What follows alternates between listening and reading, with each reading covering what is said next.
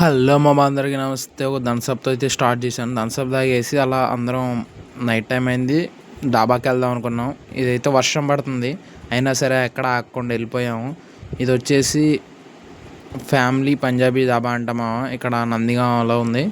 ఇక్కడికి వచ్చేసాము. ఇక్కడికి వచ్చేసి మేము 4 నెంబర్స్ వచ్చాము. మనిషి 3 పుల్కా చొప్పున అని చెప్పేసాము. 3 కర్రీస్ చెప్పాము. కర్రీస్ వచ్చాయి. ఒకటి పన్నీర్ కర్రీ, ఒకటి ఎగ్ కర్రీ, ఒకటేమో omelette chicken boneless curry Punjabi అంట.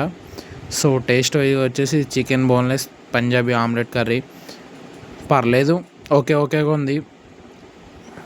టేస్ట్ వైజ్గా అయితే పర్లేదు, కొంచెం స్పైసీ ఉంటే బాగుండే అనిపించింది.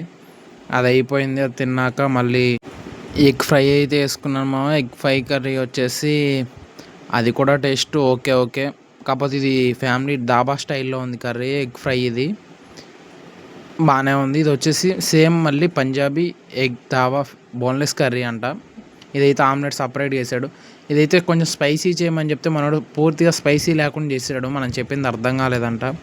టేస్ట్ అయితే చాలా డిసప్పాయింట్ చేసింది. ఇంకా తిన్నాక ఒక థమ్సప్ అయితే చెప్పాను. థమ్సప్ తాగాక మా వాళ్ళు లస్సీ చెప్పారు, లస్సీ కూడా తాగేసాము.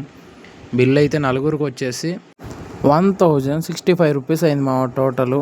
పర్లేదు. ఇంకా ఈ రోజుతో ఫ్యాంటా ఒకటి బయటకు వచ్చేసి తాగేసి ఈ రోజుతో ఫినిష్ చేసాం. Please like, share, subscribe to my